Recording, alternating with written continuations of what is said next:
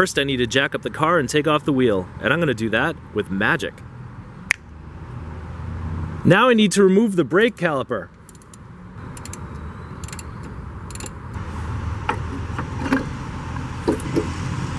See this cotter pin? It has to come out. So I'm going to use my wire cutters, grab the pin, get some leverage, and pull it right out of there.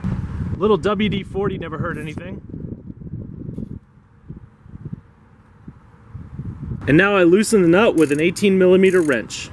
But I don't take the nut all the way off because I need it in place to catch the ball joint when it comes loose. My favorite way to knock the ball joint loose is to hit the steering knuckle with a sledgehammer.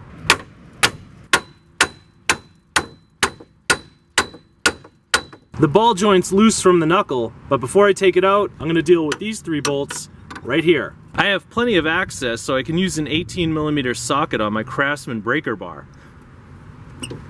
But unfortunately, the bolt is turning with the nut, so I'm going to have to find a way to hold it in place. An 18mm wrench works perfectly. I had to turn the steering wheel to the side to get access to this bolt, but sometimes that's what you have to do. With those 3 bolts out of the way, I can remove this nut and use a pry bar to get the ball joint out of the steering knuckle.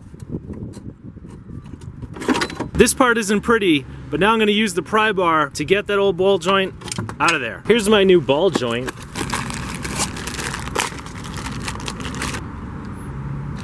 Slides right into the control arm. Then I just drop in the bolts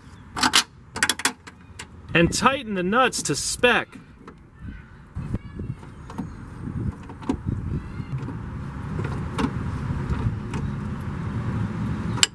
I almost forgot to install the grease fitting on the ball joint. I filled the ball joint's rubber boot up with grease, and now I'm going to slip it in place. I had to use a combination of a jack under the steering knuckle and a pry bar on the control arm to get the ball joint into the hole. But now it's in there, so I can install the new washer and the nut. Now I'll tighten the nut to spec.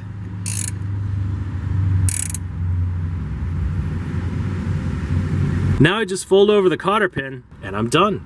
Now I just reinstall the brake caliper, reinstall the wheel, torque the lug nuts to spec, now lower the car, and you're finished.